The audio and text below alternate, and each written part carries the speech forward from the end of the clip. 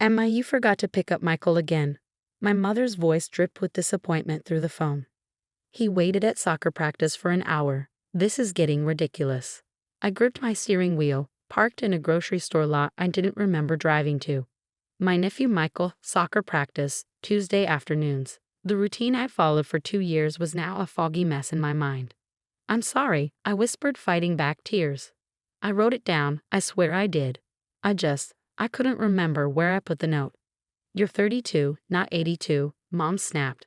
These excuses about forgetting things are getting old. First the missed dinner last week, now this. Are you trying to punish us for something? I wanted to explain how terrifying it was to find myself in places without remembering the drive there. How my normally spotless apartment was now cluttered with sticky notes reminding me to eat, to take my keys, to lock the door. How it started recording voice memos because I couldn't trust my own memory anymore. But they'd heard it all before. To them, I was just being dramatic. Maybe if you spent less time making up excuses and more time organizing your life, Mom continued, but I was distracted by my reflection in the rearview mirror. When had I put on this blue sweater? I could have sworn I was wearing white this morning. Are you even listening? Mom's voice cut through my confusion. Yes, sorry, I'll do better, I said automatically, a response that had become my shield against their criticism. Later that evening, my sister Kate came by, probably sent by Mom to lecture me. She found me staring at my phone's photo gallery, trying to piece together the past few months through pictures I didn't remember taking. Enough is enough, Emma, she said, dropping onto my couch. This forgetful act isn't cute anymore. Michael was really upset today. It's not an act, I said quietly, showing her my phone. Kate, I don't remember taking any of these photos. This one from last weekend. I have no idea where I was or who these people are. She glanced at the photo. Me smiling with friends at what looked like a restaurant, and rolled her eyes. Oh please, that's from Jenny's birthday dinner. You're in the group chat about it. Stop being paranoid. Who's Jenny? Kate's expression shifted from annoyed to angry. Your best friend since college? Now you're just being ridiculous. Mom's right, you're doing this for attention. I felt that familiar fog creeping in, the one that made everything feel distant and unfamiliar. Kate, something's wrong. I'm scared. Yesterday I couldn't remember how to get to work. I've driven that route for 6 years. You're probably just stressed, she dismissed, standing up. Or maybe this is about Tom breaking up with you. Look, we all go through rough patches, but pretending to have memory problems isn't the answer. Tom? Who was Tom? The look on my face must have given away my confusion because Kate threw up her hands in exasperation. Seriously? Now you're pretending not to remember your ex? The guy you dated for 2 years until last month? I felt sick. A 2-year relationship I couldn't remember. I'm making an appointment with Dr. Phillips, I said, reaching for my phone. Something's really wrong. The neurologist? Kate scoffed. Emma, you don't need a brain doctor. You need to grow up and stop playing these games. But I wasn't playing. The next morning, I found myself in my car, already dressed for work, with no memory of getting ready or leaving my apartment. The sticky notes on my dashboard told me my office's address and parking spot number. When had I become so dependent on these written reminders? I called Dr. Phillips' office from the parking lot, my voice shaking as I explained my symptoms. The receptionist must have heard the fear in my voice because she squeezed me in for that afternoon. My family's response was predictable. A neurologist? Really, Emma? Dad texted. Your mother is very upset about this attention-seeking behavior. Stop being paranoid, Kate messaged. You're going to waste everyone's time and money. But as I sat in Dr. Phillips' office, describing the increasing frequency of my memory lapses, the disorientation, the lost chunks of time, I knew I wasn't being paranoid. Something was very wrong, and for the first time, someone was actually listening to me. We'll start with some cognitive tests, Dr. Phillips said kindly, and then I want to schedule an MRI. Better to be thorough. I nodded, relief washing over me. Finally, someone was taking me seriously. Would you like me to call your family? She asked, noting my distress. Sometimes it helps to have support during testing. I thought about their mockery, their dismissal, their constant accusations of attention-seeking. No, I said firmly. They don't believe anything's wrong anyway. Let's just get the tests then. Little did I know, those test results would silence their laughter forever. The cognitive tests were a nightmare. I couldn't remember simple sequences, struggled with basic word associations, and completely failed at recreating patterns I'd been shown just moments before. Dr. Phillips' face remained professionally neutral, but I saw the concern in her eyes. "Emma," she said gently after the tests, "I've scheduled an emergency MRI for tomorrow morning. Can you have someone drive you?" I thought about asking Kate or Mom, but the idea of enduring their skepticism during such a vulnerable moment was unbearable. "I'll take a cab," I replied. That night, I found myself staring at photos on my wall, trying to spark memories that should have been there. There was one of me at what looked like a beach, but I couldn't remember the trip. Another showed me hugging a man. Was this Tom, the boyfriend I'd supposedly dated for 2 years? My phone buzzed with a group text from my family. "Mom, Emma, this has gone far enough. Cancel that MRI. Kate, you're wasting money and everyone's time. Dad, Princess, whatever's bothering you, we can talk about it. You don't need medical tests." I turned off my phone. They still thought this was some elaborate cry for attention, but tomorrow would prove them wrong. Part of me was terrified of what the MRI might show, but another part desperately wanted validation, proof that I wasn't making this up. The next morning, I lay still in the MRI machine, trying to calm my racing heart as it whirred and clicked around me. Dr. Phillips had explained the procedure, but I'd already forgotten most of what she'd said. I focused instead on the simple task of breathing. After what felt like hours, it was done. Dr. Phillips asked me to wait in her office while she reviewed the results. I sat there, fidgeting with my phone, still turned off to avoid my family's messages. When she returned, her expression made my stomach drop. "Emma," she said, sitting down heavily, "I'm going to call your family. They need to be here for this discussion." "Please," I protested. "They'll just say I'm being dramatic." She shook her head, pulling up something on her computer screen.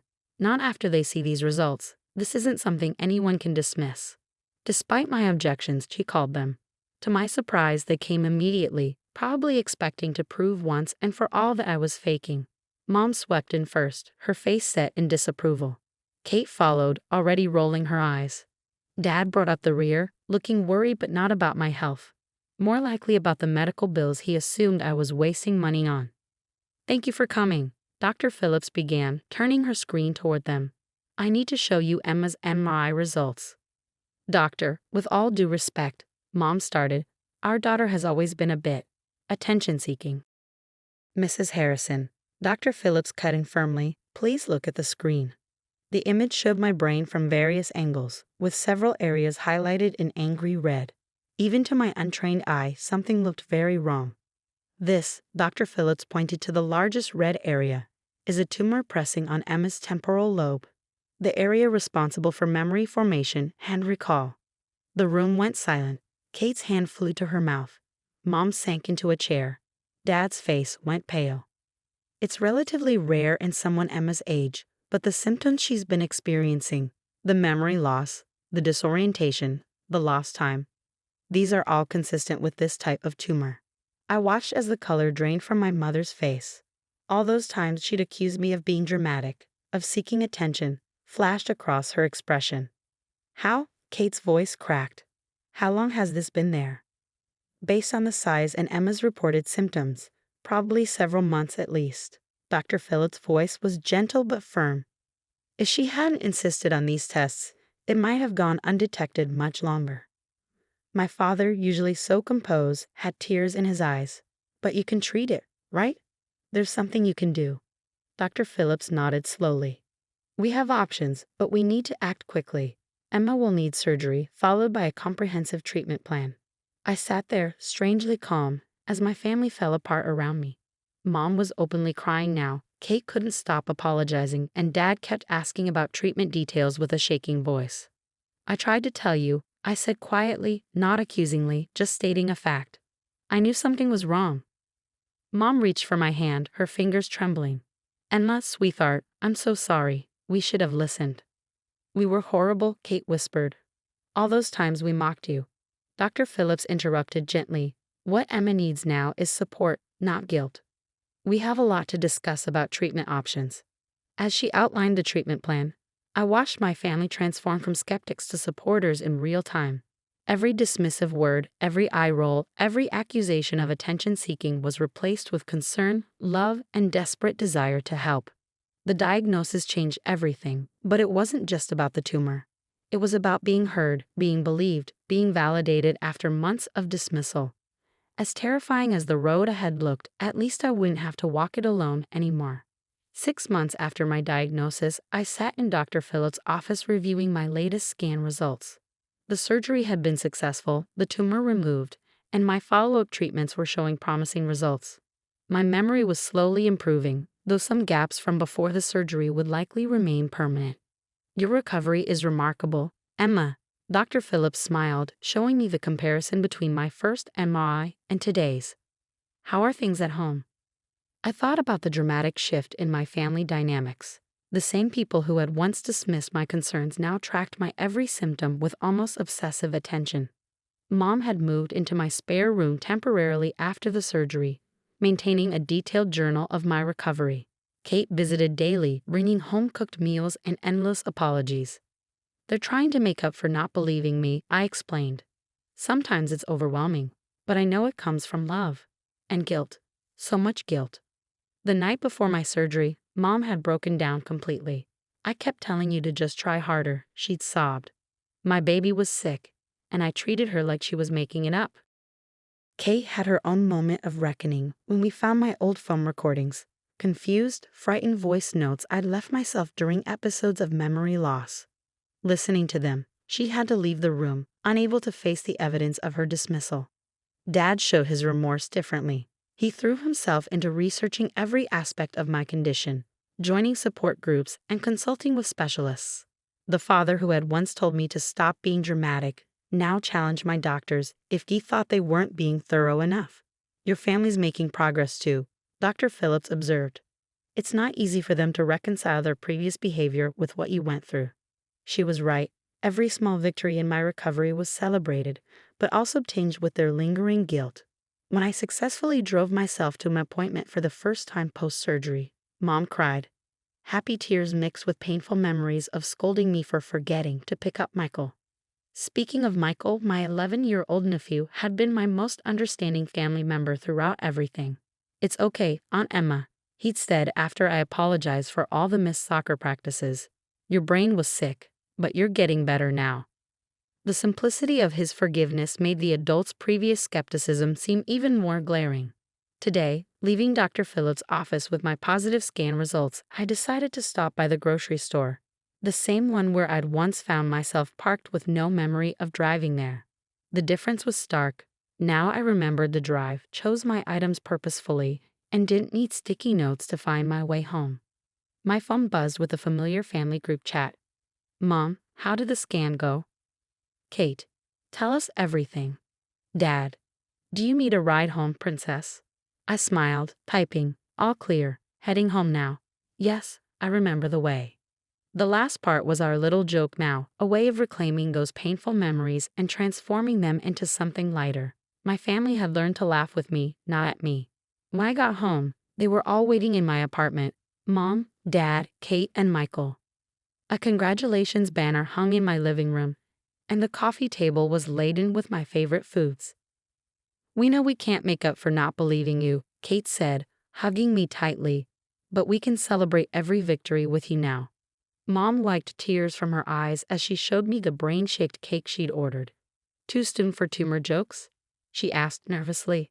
I laughed, actually laughed. Never too soon. The beauty of recovery wasn't just physical. It was watching my family grow, learn, and change.